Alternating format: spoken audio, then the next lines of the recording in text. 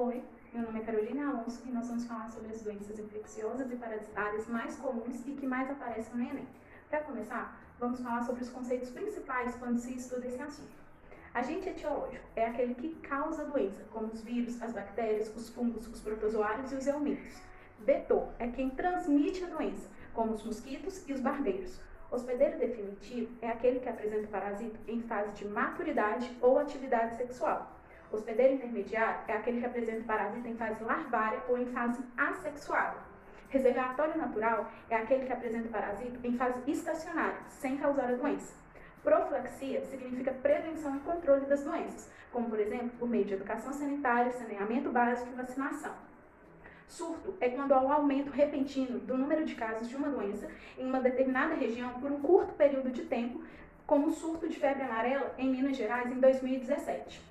Epidemia é quando há concentração de uma doença em um determinado local com um grande número de infecções acima do esperado, que pode se espalhar para outros locais, como os casos de dengue no Brasil. Pandemia é quando uma doença atinge grandes proporções, podendo se espalhar para vários países ou para o mundo todo, como o coronavírus.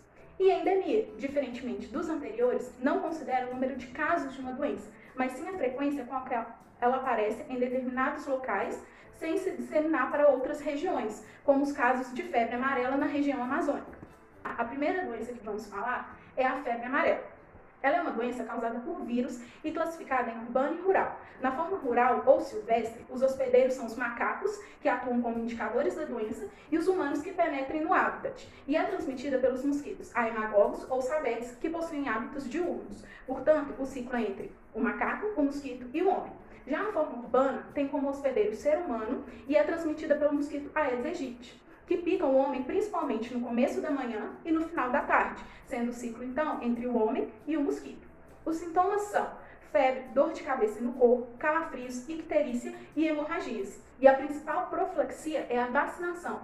Outras medidas possíveis são o uso de repelentes e mosquiteiros. É uma doença endêmica na América do Sul e na África. No Brasil, ela foi erradicada em 1942, porém, desde 2017, iniciou-se novamente um surto da doença, e os locais de maior ocorrência de casos estão na região sudeste, que foram investigados pelo Ministério da Saúde, que indicou que os infectados foram expostos a áreas de matas ou zonas rurais, e a falta de vacinação da população facilitou a dispersão da doença. Sarampo é uma doença infecto-contagiosa causada por vírus com transmissão direta de pessoa para pessoa, por meio de tosse, espirro e gotículas no ar. Apresenta como sintomas febre alta, mal-estar, tosse, coriza, conjuntivite, manchas brancas na gengiva e erupção cutânea, podendo evoluir com complicações como desnutrição, pneumonia e encefalite, que pode levar ao óbito.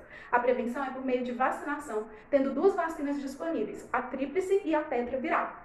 O sarampo foi erradicado no Brasil em 2016. Todavia, desde 2019, o país tem passado por um surto da doença em todas as regiões, sendo os estados do Pará, Rio de Janeiro, São Paulo, Paraná e Santa Catarina com os maiores números de casos.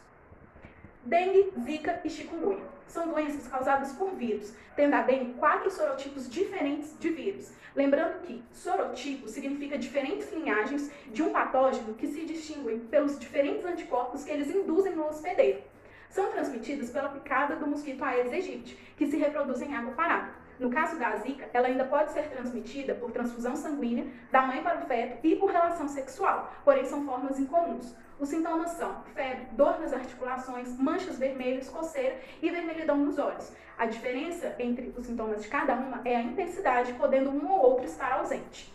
As profilaxias consistem em eliminar os focos de proliferação do mosquito, não deixando água parada em vasos de plantas, garrafas, pneus, entre outros, e o uso de repelentes. No caso da zika, ainda vale destacar a importância de se utilizar preservativos nas relações sexuais. Ainda não há vacina para zika e chikungunya, apenas para dengue.